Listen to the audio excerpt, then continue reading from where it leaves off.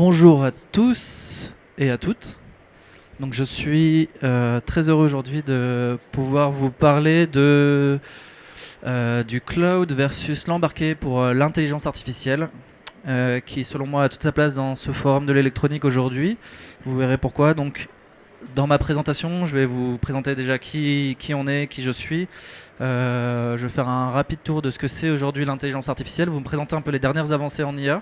Vous voyez un peu comment ça a bougé dans le domaine. Je vais vous parler de miniaturisation de l'intelligence artificielle ensuite. Et ensuite, je vais vous donner quelques exemples d'applications très concrètes, que ce soit dans le cloud ou dans l'embarqué.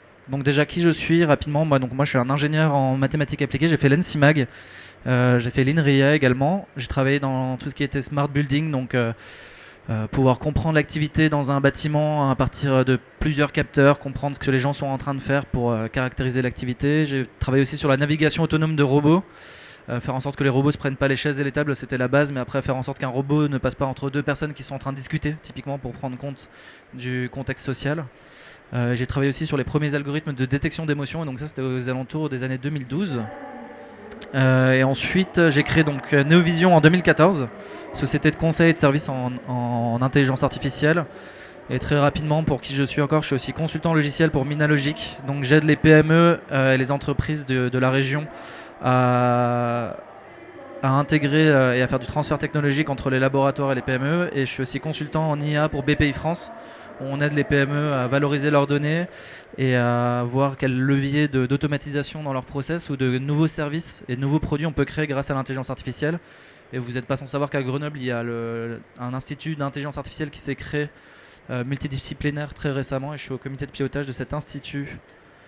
Donc je vais aller très vite, mais ce qu'on fait, donc on fait du deep learning et du machine learning. Vous verrez pourquoi est-ce qu'aujourd'hui ça a du sens de parler de ces technologies-là en embarqué et dans le cloud. Et on fait des applications en analyse d'image, analyse de texte, analyse prédictive et recherche opérationnelle. Et on gère toute la chaîne de la définition du besoin jusqu'à l'intégration d'IA sur mesure pour nos clients. Donc j'ai rajouté cette slide juste, alors les trois premiers logos, je vous en ai parlé. On est partenaire en fait, des différents acteurs du hardware aujourd'hui, parce qu'en fait l'intelligence artificielle c'est un triptyque sur les algorithmes, les données, mais le matériel qui fait tourner en fait l'intelligence artificielle. Et aujourd'hui à tous les niveaux, que ce soit dans des supercalculateurs par exemple avec HPE, on fait tourner des gros algorithmes qui vont apprendre sur l'ensemble des données, que ce soit en embarqué ou sur des PC, on va utiliser des cartes graphiques, typiquement Nvidia, pour entraîner nos algorithmes et les faire tourner. Et après, de manière plus miniaturisée, avec typiquement ST Microelectronics, dont on est partenaire, on va faire tourner des algos au plus proche du capteur, au plus proche des microcontrôleurs et microprocesseurs. Et c'est l'objet de ma présentation aujourd'hui. Mais avant, qu'est-ce que c'est l'intelligence artificielle? C'est des technologies qui sont au plus haut niveau de l'automatisation des process. Et aujourd'hui, c'est de l'informatique. Donc, c'est des programmes informatiques qui ont des entrées et des sorties. C'est pas quelque chose d'obscur qui se propage dans un système d'information ou qui va prendre des décisions tout seul. C'est vraiment des systèmes qui sont là pour résoudre des problèmes. Et tout particulièrement en 2020, ce sont des systèmes qui sont très forts pour résoudre ce qu'on était capable de faire avec nos fonctions cognitives jusqu'à présent. Donc, comprendre une image, comprendre un texte, comprendre un son. On n'était pas capable de le programmer on n'est pas capable en fait de programmer ce type de problème, mais par contre on est capable de le représenter par des données et faire en sorte que le modèle apprend tout seul à résoudre le problème en comprenant les données qu'on lui donne.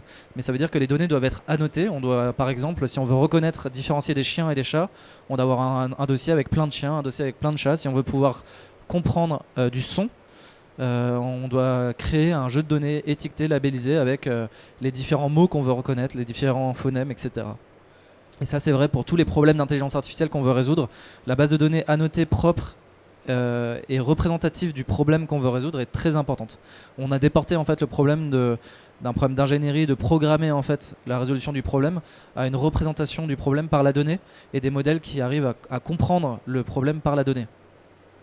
Et ça reste, comme je vous l'ai montré là je peux pas du tout pointer l'écran, c'est parfait, c'est pas grave. Alors le petit écrou là, le petit objet que vous voyez en bas à droite, pardon, c'est un système, c'est un objet en fait dans un système d'information plus global. Et comme tout système d'information, il attend des entrées et il donne des sorties. La seule différence, c'est qu'il résout des problèmes plus complexes que les problèmes qu'on était capable de résoudre jusqu'à présent.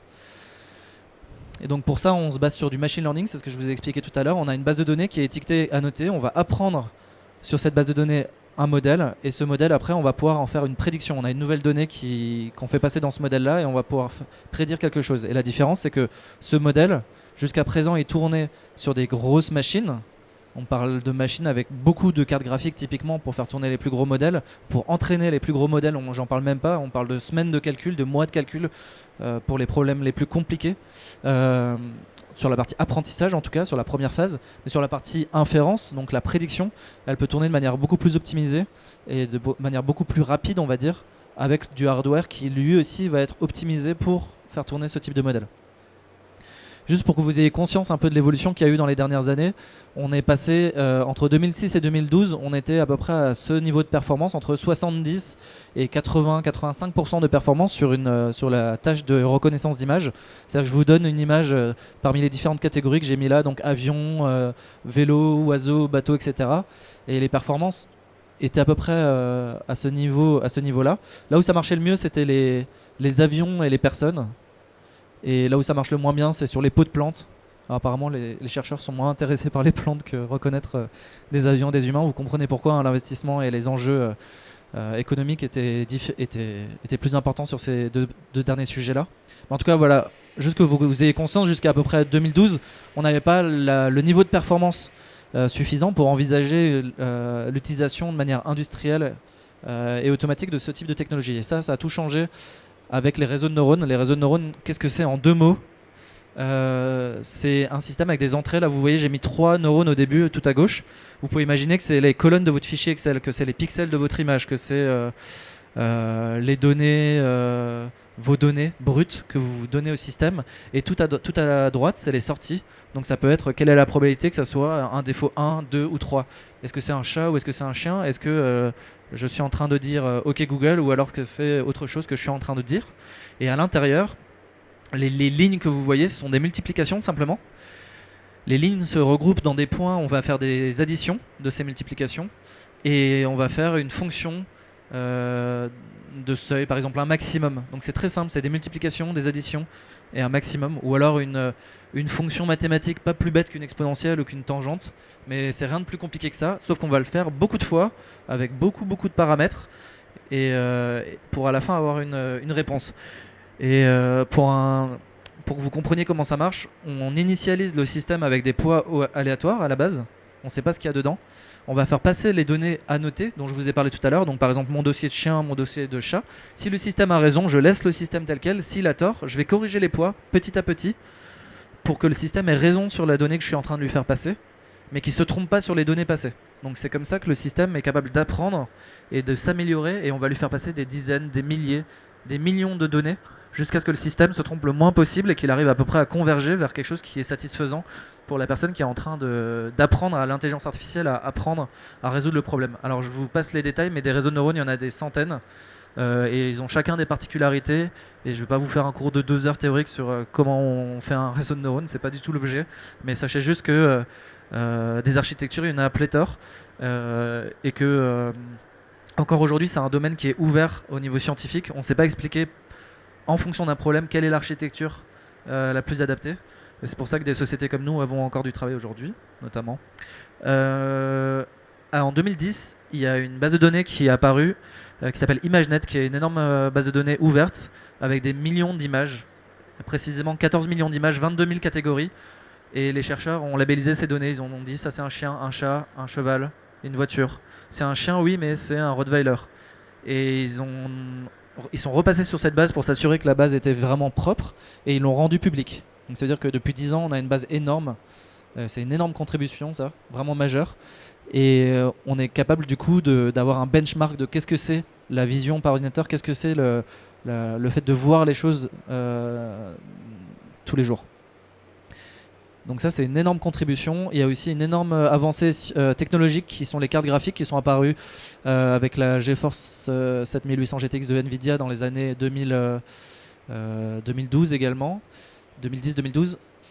La particularité de cette carte, et il y en a d'autres après qui ont suivi, c'est que il a un nombre d'opérations flottantes vachement importantes, beaucoup plus que les CPU classiques, avec les architectures classiques. Et aussi, il a une bande passante bien plus importante, et donc il est capable, ce type d'architecture hardware permet d'aller lire les données de manière vraiment rapide. Et typiquement, dans un système qui a besoin d'apprendre et de voir, comme je vous l'ai dit tout à l'heure, des millions d'images pour pouvoir entraîner un système, bah, c'est vachement bien de pouvoir mettre à jour tous mes poids, et c'est aussi vachement bien de pouvoir lire les images en grande quantité.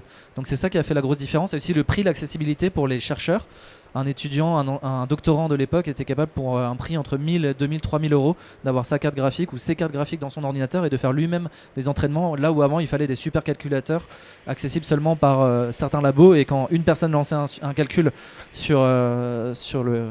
Moi à l'INRIA par exemple, j'avais accès à un supercalculateur, mais il était tout le temps pris par une équipe, et quand je lançais quelque chose, ça durait plusieurs jours et ça bloquait pour toute l'équipe le supercalculateur.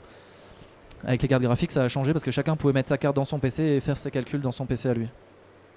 Jusqu'en 2010, on avait des architectures assez classiques. Je vous passe les détails, mais description de l'image, plus quelques astuces que pas grand monde comprend, plus un classifieur qu'on appelait SVM, et on arrivait à dire voilà, c'est un chien, c'est un chat, c'est un cheval. Et à partir de 2012, on est passé à l'architecture des réseaux de neurones, et notamment optimisé pour les cartes graphiques. Et là, il y a eu une rupture parce que on a gagné 10% d'erreur sur le taux d'erreur. À l'époque, il était autour de 25% en 2011, et en 2012, on a gagné 10%. Donc les scientifiques n'y croyaient pas à la base. Tout le monde a vérifié les résultats, et tout le monde s'est rendu compte que les réseaux de neurones battaient à plat de couture en fait les systèmes traditionnels. Et tout le monde s'y est mis. Il y a Google qui s'y est mis, les grands laboratoires s'y sont mis. Et le taux d'erreur a baissé jusqu'à descendre en dessous des 5%. Et 5%, c'est un seuil qui est emblématique parce que c'est le taux d'erreur d'un humain sur cette base. C'est-à-dire que si je vous donne une image d'ImageNet et que je vous demande de la classer dans 1000 catégories, vous allez en moyenne faire 5% d'erreur, donc 50 erreurs sur les 1000, par exemple, si je vous donne ces images-là. Aujourd'hui, en 2020, on est entre 3 et 4% d'erreur. L'humain est toujours à 5% en moyenne. Voilà. Et donc ce qui a changé, c'est que je vous ai mis un petit chat parce que c'est sympa les chats et ça, ça vous fait raccrocher à ce que je raconte. Le petit chat là qui est super mignon, pour savoir que c'est un chat, on va jusqu'à 2012, on travaillait dur à essayer de décrire le signal, à dire qu'est-ce qui fait que c'est un chat. Il a des poils, il a des yeux, il a des oreilles, on va aller plus loin, on va dire bah voilà, tel type de descripteur marche bien pour décrire mon signal, et tous les domaines du traitement du signal marchent de la même manière. C'est-à-dire que je vois des gens qui hochent de la tête dans la salle. Effectivement, on travaille dur à essayer de comprendre le signal, à mettre des filtres, à interpréter, et souvent en fonction de l'application, le signal est différent, et on passe des mois, des années à trouver les bons descripteurs. Et dès qu'on change d'application, on est obligé de changer cette partie-là. Et souvent, on va contraindre le système à être dans des conditions bien particulières pour que on ait les mêmes résultats et qu'on ne soit pas dans des variabilités externes. Typiquement, si je prends le cas très concret d'une chaîne de production, on veut vérifier les défauts avec une caméra, on va s'assurer que la lumière est toujours de la même manière, que le système va toujours à la même cadence, qu'il n'y a pas de bruit qui va s'ajouter au signal.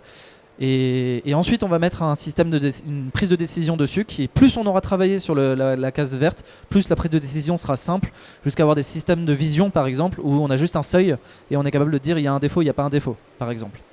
Et ce qui a tout changé avec le deep learning, c'est que le réseau de neurones, en fait, il intègre toute la chaîne entre le traitement du signal et la prise de décision. C'est-à-dire qu'il va être capable de prendre en entrée les données brutes et directement prendre la décision. Et en plus, il est capable d'interpréter les variabilités qu'il peut y avoir, et donc d'attaquer des problèmes ouverts où on n'est pas obligé de contraindre le système avec tout un système, par exemple d'éclairage, de contrainte du signal qu'on va interpréter.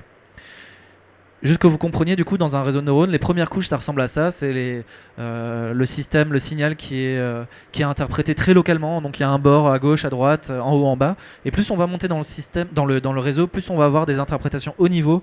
Au milieu, vous allez avoir des formes qui vont apparaître. Vous voyez là, par exemple, il y a des coins qui apparaissent, il y a des arrondis, etc. Et quand on va dans les dernières couches, là, on va voir les notions de forme apparaître.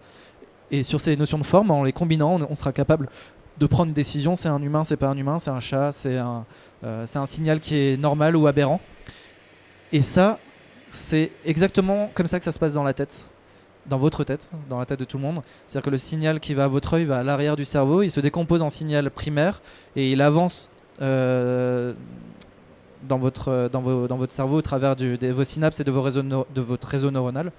Et jusqu'à aller jusqu'à l'avant du cerveau où là, on va recomposer des objets. Il y a même des zones de votre cerveau qui sont dédiées spécialement à la reconnaissance de visage, par exemple.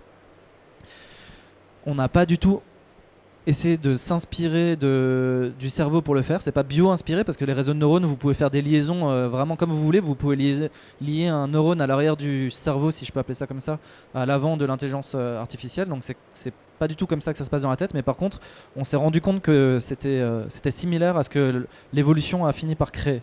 Et une dernière avancée, juste que vous compreniez bien, maintenant on parle de transfer learning, c'est-à-dire qu'on a des systèmes qui sont pré-entraînés sur des bases de données. On s'est rendu compte que le système, pour la vision par exemple, on n'a pas besoin finalement pour chaque problème de réentraîner avec des millions d'images. On peut juste réutiliser les premières couches. Vous vous rappelez, je vous ai montré les 2 premières couches là qui sont l'interprétation finalement bas niveau du signal. Et on va juste entraîner les dernières couches qui finalement sont plus liées à l'application et au système qu'on cherche à résoudre, aux problèmes qu'on cherche à résoudre. Et ça, c'est fondamental. Ça vous permettra de comprendre après pourquoi est-ce qu'en embarqué, on est capable aujourd'hui de faire... pourquoi en fait l'embarqué aujourd'hui se positionne sur cette flèche ici. Je vais justement en parler tout à l'heure. Très très rapidement, c'est pas l'objet de ma conf aujourd'hui. Je vais vous montrer un peu les dernières avancées en IA, par où est-ce qu'on est passé dans les 5 dernières années et où est-ce qu'on en est maintenant. Donc tout ce qui est détection d'émotions, moi j'ai travaillé dur dans mon labo en 2012, maintenant c'est réglé, il y a même des API qui sont capables de faire ça. Microsoft nous assure que cette personne est triste par exemple à 99%. Je vous laisse juger de la pertinence ou non de ça, mais en tout cas c'est un problème qui est considéré comme réglé. On a tout ce qui est voiture autonome qui utilise de l'intelligence artificielle. Donc il y a des labos même à Grenoble qui travaillent encore sur ces sujets-là. C'est encore un sujet qui est où il y a beaucoup de recherches dessus, mais sachez qu'aujourd'hui la voiture autonome est capable de rouler avec des taux de performance meilleurs que l'homme. On sait rouler dans des conditions, dans des bonnes conditions, on va dire, d'illumination et d'éclairage. Il reste encore des challenges dans la nuit ou alors quand il y a du brouillard ou dans des conditions, on va dire, quand il pleut, voilà, dans des conditions généralement où même l'homme ne devrait pas conduire selon moi, mais voilà. Si ça vous intéresse, on a un article sur notre blog sur ce sujet où on a couplé de l'infrarouge et du visible pour montrer qu'on était capable de détecter typiquement un piéton 5 secondes avant grâce à de l'infrarouge. Mais sachez qu'une voiture autonome aujourd'hui est bourrée de capteurs, il y a des lidars, il y a des caméras et elle fusionne l'ensemble de ces données pour en embarquer sur la voiture, prendre la décision de dépasser une voiture, s'arrêter, accélérer, etc. Selon moi, c'est qu'une question de temps qu'on arrive à tous se mettre d'accord de qui est responsable de quoi quand il y a un accident. Technologiquement parlant, on est prêt. Je pense que ça va venir par l'usage. Il va y avoir des grands acteurs comme Uber qui vont ramener les gens qui sont en fin de soirée, qui n'ont pas de solution autre que prendre cette voiture qui sera étonnamment autonome dans pas longtemps. Et les gens finiront par avoir confiance en ces systèmes-là et finiront par l'adopter.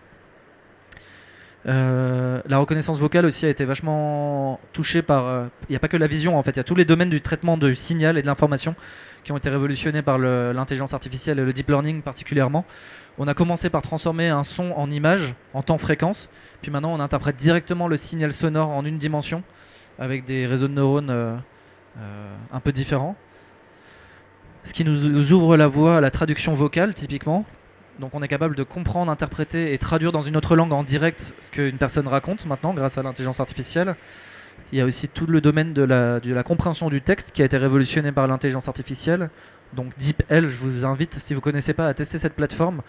Il y a quelques années, on disait que la traduction automatique, ça ne marchait pas. Maintenant, je suis plus du tout d'accord avec cette assertion. Ça marche aujourd'hui, ça marche très bien, même sur des documents un peu techniques. La base derrière, c'est Lingui, c'est des millions d'associations de mots dans des documents techniques dont le contexte est le même. Et donc, c'est ça qu'a besoin l'intelligence artificielle, c'est d'avoir la notion de contexte pour pouvoir apprendre. Et c'est ce qu'a fait comme prouesse DeepL, avec un système qui marche très bien. En tout cas, des langues connues, comme l'anglais, le français, etc. Et c'est pas traduit du berbère, ça marche pas très bien. Vous l'aurez compris, derrière, il faut une base de données, et quand on n'a pas la base de la langue rare, on peut pas faire la traduction comme on l'entend. D'ailleurs, juste pour revenir sur ça, le framework actuel, c'est avoir une langue mère vers laquelle on traduit toutes les langues, et ensuite on retraduit cette langue mère vers la langue qui nous intéresse.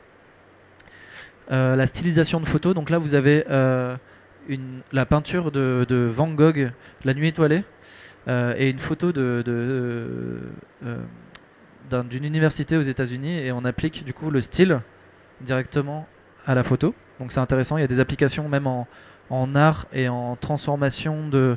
Si vous le voyez plus généralement, en fait, c'est transformer un domaine vers un autre domaine. Donc ça peut être appliqué à transformer une image d'été vers une image d'hiver. Par exemple, vous pouvez transformer un cheval en zèbre, mais vous pouvez transformer une image visible en image infrarouge. Vous pouvez transformer, on pourrait aller même beaucoup plus loin, on pourrait transformer un, un texte en une interprétation image, par exemple. Pas forcément avec ce type de technique, mais il y a d'autres technologies qui permettent de faire ça. Le jeu de Go, et je vais passer très vite dessus, parce que ça s'éloigne un peu du sujet aujourd'hui, mais sachez juste que en 2009, quand j'étais à l'école, on me disait qu'il fallait attendre 2050 pour avoir la puissance de calcul nécessaire pour pouvoir battre un joueur de Go. Aujourd'hui, en 2016, il y a AlphaGo de Google qui a battu le champion du monde de Go. Comment? Avec du deep learning pour apprendre les formes et savoir quelles sont les formes qui sont fortes ou faibles. Et surtout avec du reinforcement learning, donc une technique d'apprentissage qui propose des stratégies et qui garde les stratégies qui sont les meilleures et qui va comme l'évolution l'a fait avec les gènes, choisir avec des mutations et des associations des propositions de stratégies qui sont pertinentes. Et les derniers algorithmes n'ont même plus appris sur les parties des professionnels, mais ont appris seulement en jouant contre elles-mêmes. Et donc ça s'appelle AlphaZero. Et on n'est plus capable de les battre aujourd'hui, alors que ça fait 2000 ans qu'on s'entraîne dur sur ce jeu. Je vais vous pitcher le truc le temps que j'arrive à me connecter. L'idée, c'est que les réseaux de neurones du coup sont devenus de plus en plus performants. On a battu les performances de l'homme, je vous l'ai dit tout à l'heure, sur la reconnaissance d'images typiquement. Et ce qui a changé, c'est que y a des chercheurs du coup qui se sont intéressés à optimiser les réseaux pour les rendre de plus en plus efficaces et les rendre de plus en plus temps réel notamment, donc diminuer la latence.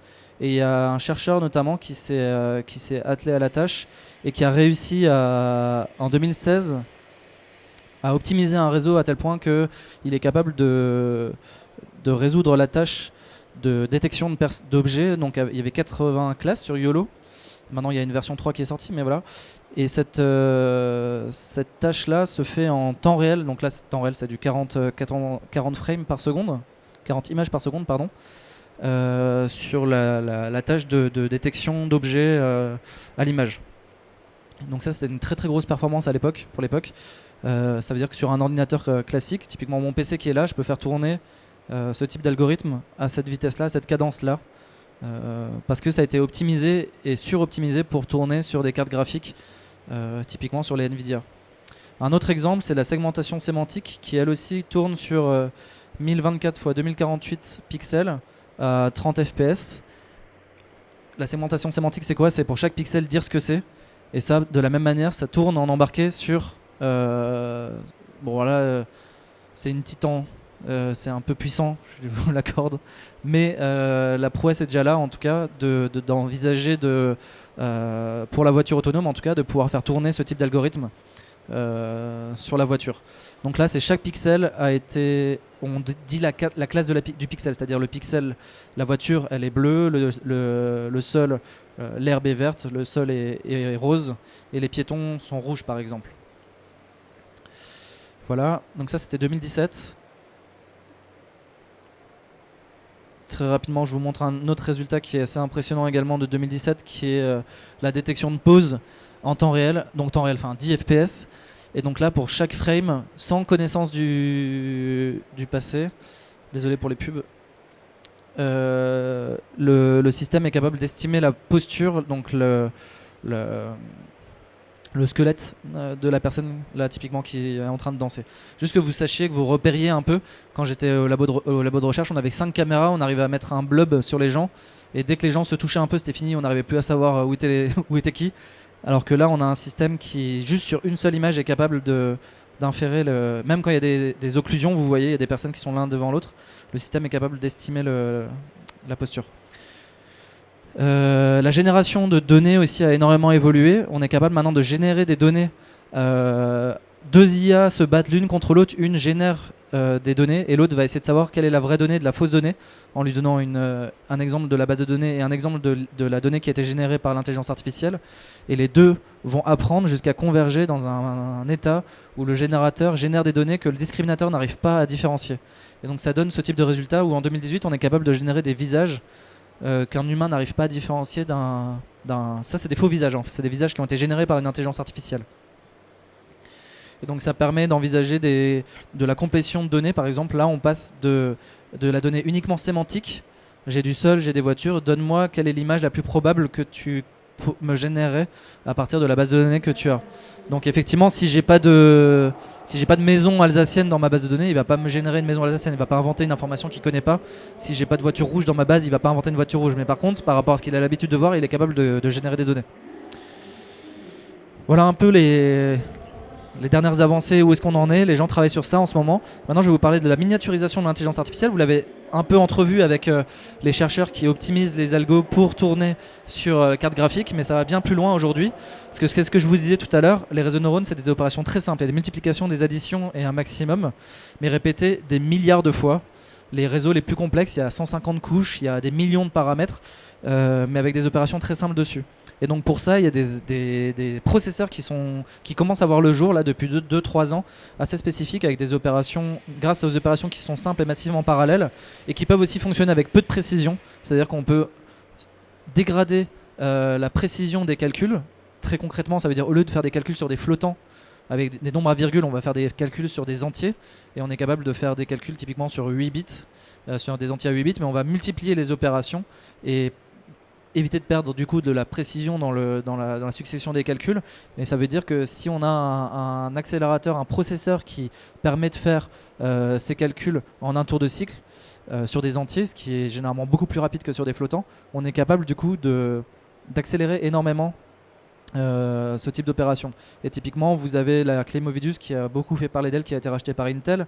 Et maintenant, dans les derniers téléphones portables, typiquement les Samsung et les derniers Samsung, vous avez 7 TOPS de calculs qui sont faits grâce à ces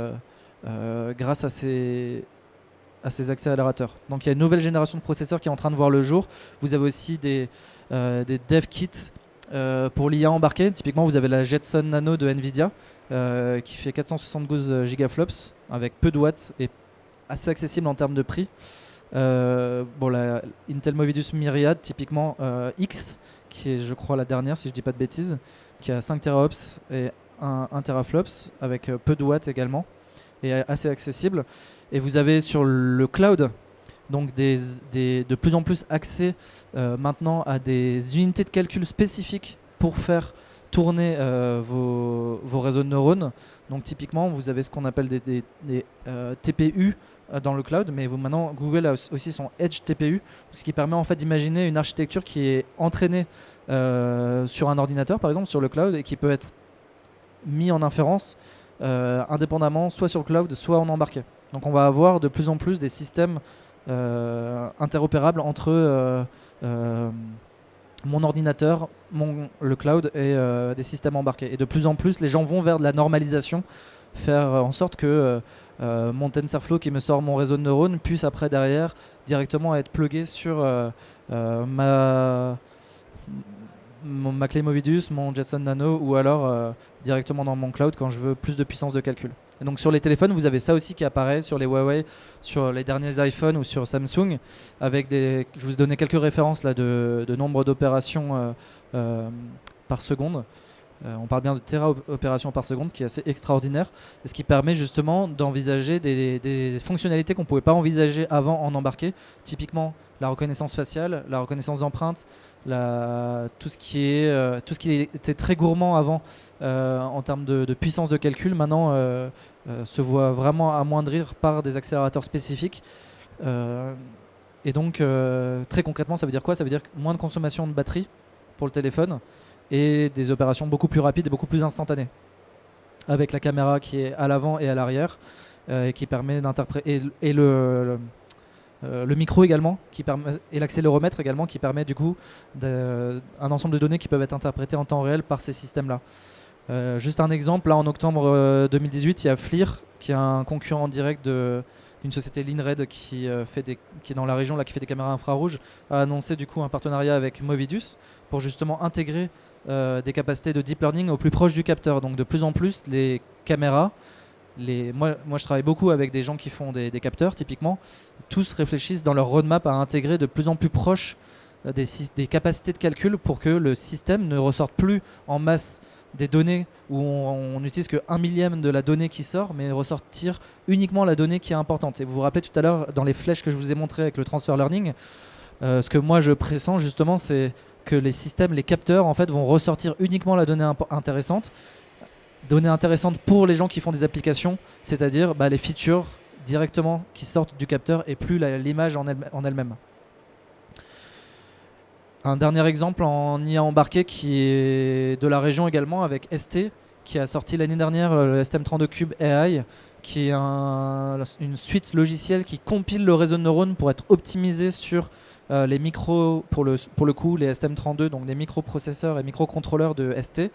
Notamment, ça s'interface avec la plupart des frameworks. Donc je vous ai parlé de TensorFlow tout à l'heure, il y a Keras et d'autres, PyTorch et d'autres un peu plus obscurs. Qui permet aussi la quantisation en 8 bits, c'est ce dont je vous ai parlé tout à l'heure, faire en sorte qu'on utilise seulement des entiers sur peu de bits. Notamment, ils ont un accès mémoire à la flash et à la RAM externe qui permet d'utiliser des réseaux un peu plus grands et la portabilité forcément assurée sur les différents STM32. Nous, on est partenaire de ST, typiquement, c'est ce genre d'outil qu'on utilise pour optimiser et porter des réseaux après directement sur un hardware spécifique. J'ai fini sur la partie miniaturisation de l'IA. Je vais vous donner quelques exemples très concrets d'applications qu'on a fait à Neovision. Et je vais vous dire en quoi est-ce qu'elles peuvent est-ce qu'elles sont sur le cloud aujourd'hui? Est-ce qu'elles sont sur l'embarqué? Qu'est-ce qui est en embarqué? Et qu'est-ce qui serait embarquable demain en fonction de l'évolution du marché. On fait du contrôle qualité aujourd'hui dans le cloud. On prend, pour l'application, en fait, c'est avec Michelin, on prend en photo un dommage de pneus d'avion. Et on va dire ce que c'est parmi une classe de 20 classes de dommages. Donc là, c'est un pneu d'avion, on le remarque pas bien, mais si vous imaginez une procédure associée et d'avoir des statistiques sur où sont les dommages chez mes clients, chez quels clients, et d'avoir une corrélation entre la satisfaction client et la réalité du terrain qu'ils n'ont pas aujourd'hui.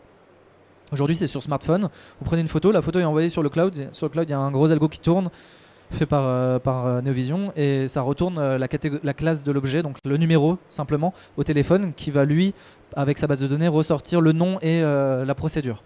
Ça, ce type d'algorithme, aujourd'hui, ça tourne dans le cloud. Pourquoi? Parce que la base de données est en train de se construire, ils n'ont pas encore les données, elles arrivent progressivement, et on itère et on intègre de nouvelles classes et on améliore la qualité des algorithmes en continu. Dans 1 an, dans 2 ans, dans 3 ans, en fonction de la vitesse à laquelle avance le projet, quand on aura le système qui sera robuste, fiable et qu'on ne le fera plus évoluer, on pourra, à partir de ce réseau de neurones, envisager de le faire tourner directement sur le smartphone et ne pas attendre d'avoir la connectivité pour envoyer l'image parce que l'enjeu de créer la base de données n'existera plus et on aura juste un enjeu d'avoir la réponse le plus vite possible sans forcément avoir besoin d'internet. Mais aujourd'hui, dans la conception de ce genre de système, on est obligé de remonter la donnée dans le cloud pour pouvoir apprendre et construire notamment la base de données. La détection de piétons en embarqué, généralement je mets juste l'image de gauche, là je vous ai mis l'image de droite juste pour que vous voyez à quoi ça ressemble.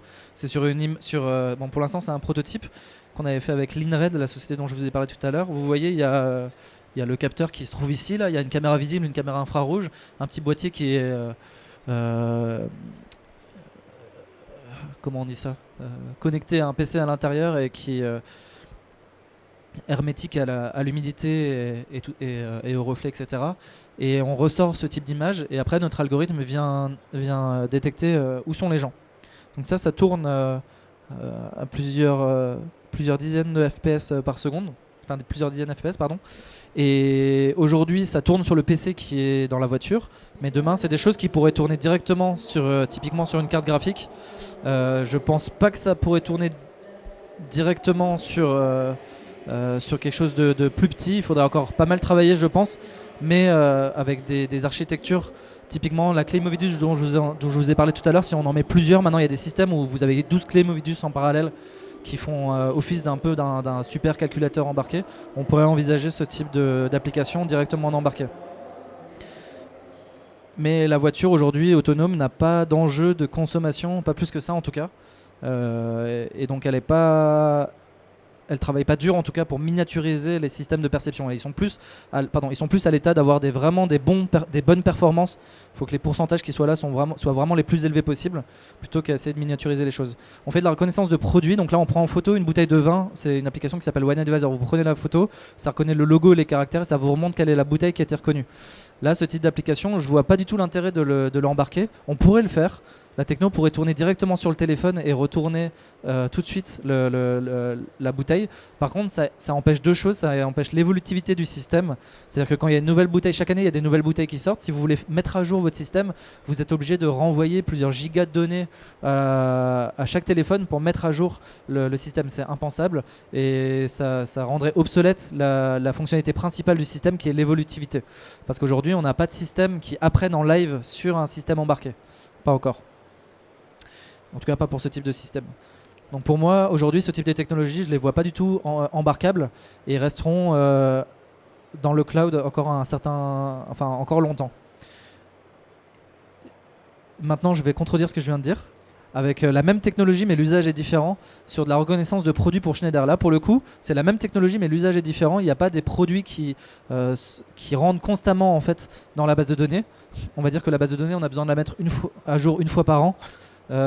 Et on a des milliers de produits à reconnaître. Je vais scanner avec mon téléphone une usine par exemple, une usine de Schneider, et je vais pouvoir reconnaître les différents produits Schneider, lire les caractères qui se trouvent dessus, reconnaître quel est le produit et par rapport à une base de connaissances, remonter à l'opérateur qui fait de la maintenance quel est le bon produit qui a été reconnu et ainsi lui faciliter énormément la tâche de saisie de l'ensemble des produits et voilà, c'est le même produit que celui sur la reconnaissance des bouteilles de vin mais adapté en milieu industriel. Par contre en milieu industriel vous êtes dans une usine, vous n'avez pas forcément la connectivité donc vous ne pouvez pas vous appuyer sur le cloud et on peut considérer que le parc de produits est figé et bien connu à un instant donné. C'est pas pour le mass market, pour le grand public, donc vous n'avez pas d'exigence forte de mise à jour et d'évolutivité.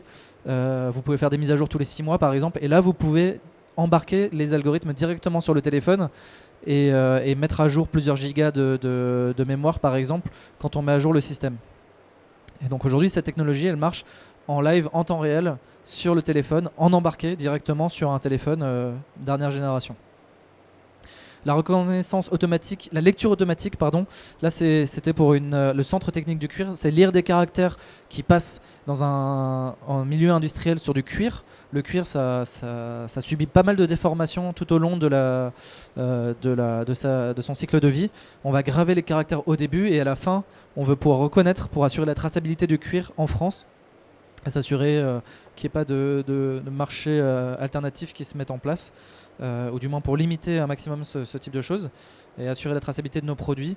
On vient lire les caractères en bout de chaîne et vous voyez les caractères peuvent être pas mal déformés. Donc là ça tourne sur PC industriel.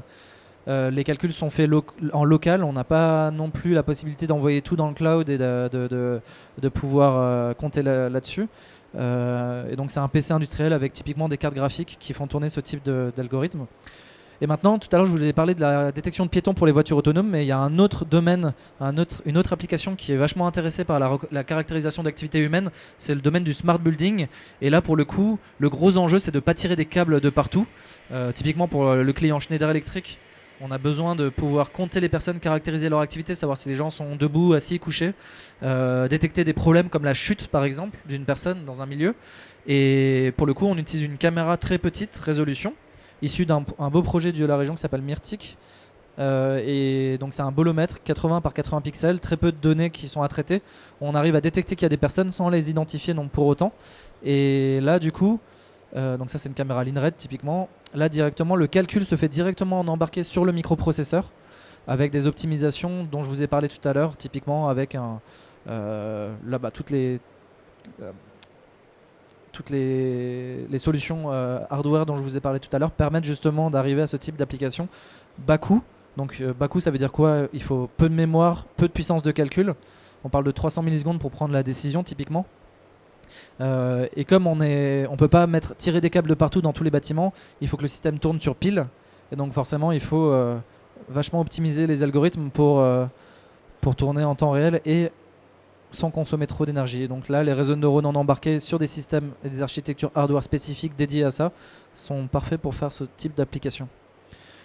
La prédiction de vente et la prédiction de manière générale à sa place dans le cloud, je vois assez mal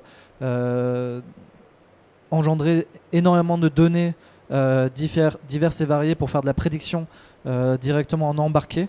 Ça va venir pour faire de la maintenance prédictive sur des objets, typiquement des dispositifs médicaux qui ont besoin de détecter qu'ils sont en train de tomber en panne, ou alors faire de la maintenance prédictive directement en embarqué au plus proche du capteur. Mais par contre, croiser l'ensemble des données des capteurs et en prendre une décision globale, pour moi ça restera dans le cloud encore très longtemps, et je suis même persuadé que ça ne va pas se miniaturiser.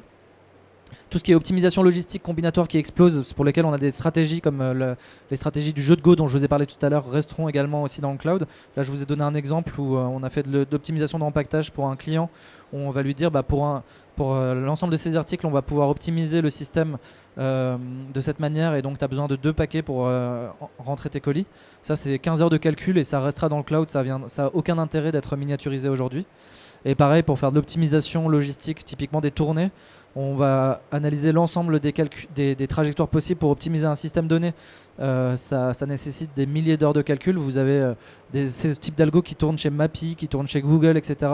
Nous, on a fait ça pour une petite PME de la région qui a maintenant une envergure nationale qui s'appelle Transarc. On a réussi à lui optimiser ses tournées. Et grâce à notre algorithme, il a gagné 500 000 km de tournées à vide. Mais le système, il faut bien comprendre, il tourne toute la nuit pendant plusieurs heures, et à la fin il va recommander les optimisations. Sur votre téléphone, vous avez un GPS, c'est un peu c'est le mauvais terme. Vous avez Google Maps typiquement qui va vous calculer les trajectoires les plus courtes. Les calculs se font pas sur vos téléphones. Il y a beaucoup de calculs et de pré-calculs d'ailleurs qui sont faits dans le cloud avant. Et il y a de moins possibles de calculs qui sont faits sur le téléphone parce que c'est très très gourmand en termes de calcul, quoi. Je ne pense pas que ça viendra se miniaturiser non plus. Et donc pour demain, c'est mes 2 dernières slides et je pense que je suis à peu près dans les temps. C'est incroyable. Juste en termes d'usage et en termes de technologie, en termes d'usage, je pense que la miniaturisation de l'intelligence artificielle viendra au niveau de la biométrie. On aura de plus en plus de systèmes, vous l'avez déjà dans vos téléphones portables, qui reconnaissent votre visage, qui reconnaissent qui vous êtes, ce que vous faites. Et ça va venir à peu près partout. Par l'usage, vous allez accepter de déverrouiller votre téléphone par votre visage, vous allez accepter de payer dans un système là, il n'y a pas longtemps, j'étais dans une banque pour juste retirer de l'argent.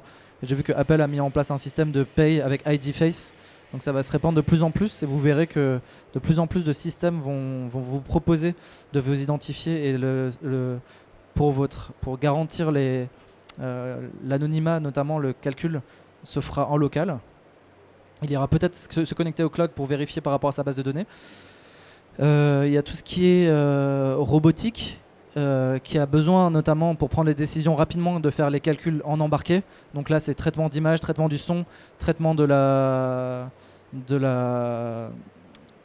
l'accéléromètre et de l'ensemble des capteurs des robots qui se feront en embarqué. Il y a 5 ans, les robots ils se cassaient la figure quand ils marchaient. Maintenant, ils courent dans la forêt, ils font des saltos arrière. Vous pouvez voir Boston Dynamics qui travaille pas mal là-dessus.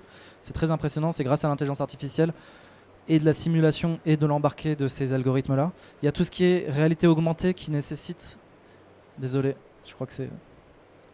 L'intelligence artificielle embarquée qui nécessite de comprendre l'environnement... pardon, excusez-moi. La réalité virtuelle qui nécessite de comprendre l'environnement en temps réel et qui, elle, bénéficiera beaucoup de l'intelligence artificielle embarquée. Donc c'est simplement comprendre l'environnement où je suis, y insérer du contenu virtuel et interagir avec mon environnement. Il y a tout ce qui est médecine. Pour l'instant, on en est qu'au point où les données vont être remontées dans un système de calcul qui fera ses opérations, mais il y a de plus en plus de medical devices qui se posent la question de qu'est-ce que je mets dans mon medical device, qu'est-ce que je déporte dans le cloud. Bâtiment intelligent, j'en ai parlé forcément. On ne peut pas tirer des câbles de partout, on a besoin de capteurs qui sont de plus en plus intelligents. Et je vous en ai parlé aussi, c'est tout ce qui est Smart City, donc avec les voitures autonomes qui vont embarquer l'intelligence artificielle directement, parce qu'on n'a pas le temps d'attendre le retour du cloud pour pouvoir prendre sa décision. Et niveau technologique, qu'est-ce que je vois moi pour demain? Je vois 4 points très importants. Les capteurs qui remonteront seulement l'information nécessaire, je vous en ai déjà parlé, avec le traitement qui se fera au plus proche du capteur. Une partie de l'apprentissage qui se fera en embarqué. Aujourd'hui, c'est pas le cas. On fait tourner l'apprentissage massivement sur des supercalculateurs, sur des cartes graphiques. Où voilà, demain, ça se fera directement au plus proche du capteur. On a encore des enjeux très importants et c'est un domaine qui est encore ouvert sur les dérives et sur comment valider que le système est bien conforme à nos attentes. Les IA embarquées communiqueront entre elles et permettront de s'adapter et de s'améliorer les unes avec les autres. Donc une fois qu'un système local a pris une décision, comment elle le communique aux autres et comment elle prend en compte cette information pour s'améliorer elle-même. Et il y aura, selon moi, toujours un lien fort entre le cloud et l'embarqué, puisque c'est des métadonnées qui sont remontées dans le cloud. Et l'ensemble de ces métadonnées, c'est un ensemble de données qu'on va pouvoir réutiliser pour entraîner des intelligences artificielles qui pourraient elles-mêmes faire redescendre vers les systèmes embarqués une mise à jour du firmware avec, si vous l'avez compris, quelques mégaoctets de poids qui mettront à jour les réseaux de neurones pour pouvoir demain mettre à jour tout l'ensemble des systèmes. Et encore une fois, ça pose la question de comment on s'assure de la fiabilité de ces systèmes-là. Et tous les domaines qui sont liés à par exemple la défense, le médical, l'aéro, etc., qui ont des fortes certifications et des normes très puissantes et très difficiles à valider sur les systèmes, aujourd'hui sont bloqués un peu à cause de l'intelligence artificielle parce que c'est difficile de valider ces systèmes-là, et encore en plus si ils peuvent se mettre à jour tout seuls.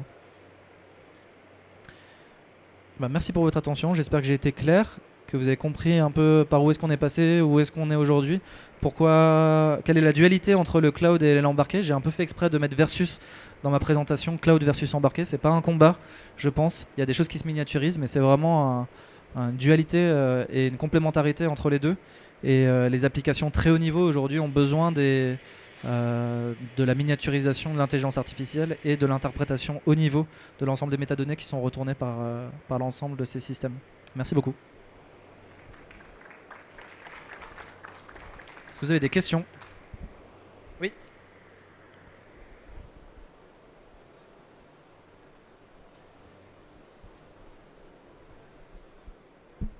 Bonjour. En fait, je voulais poser une question au sujet des capteurs. Au sujet des capteurs qui font déjà le pré-traitement. Est-ce qu'on peut avoir plus de détails sur ça et quels sont les types de capteurs pour quel genre d'application en fait? C'est super large comme question. Je peux vous donner 2-3 exemples que je connais. Il y a des capteurs qui vont remonter directement un accéléromètre par exemple, qui va remonter directement la classe apprise des différents mouvements que pourrait faire un humain, par exemple marcher, courir, faire du vélo. Ça, je sais qu'il y a ST qui a quelque chose comme ça. Mais c'est pas le capteur en lui-même qui remonte ça, c'est la couche applicative derrière qui est sur le processeur qui va faire tourner du coup le réseau de neurones.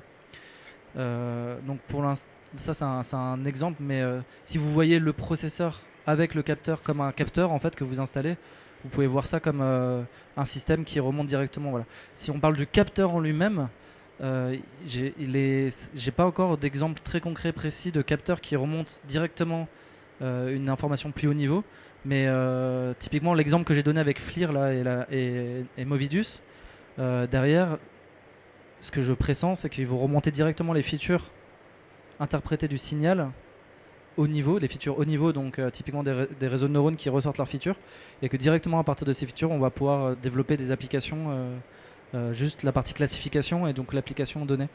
Donc il y a dans l'infrarouge, il y a dans le visible, même au niveau capteur visible, c'est pareil également. J'ai pas d'exemple très concret à vous donner de capteurs qui ressortent directement choses, mais moi ce que je vois c'est au niveau du son, au niveau de l'image et au niveau des accéléros, en gros, c'est les trois que je vois pas mal bosser sur le sujet, et pour lesquels on aura... Comment? Et quel type d'application, c'est ça la deuxième partie de la question?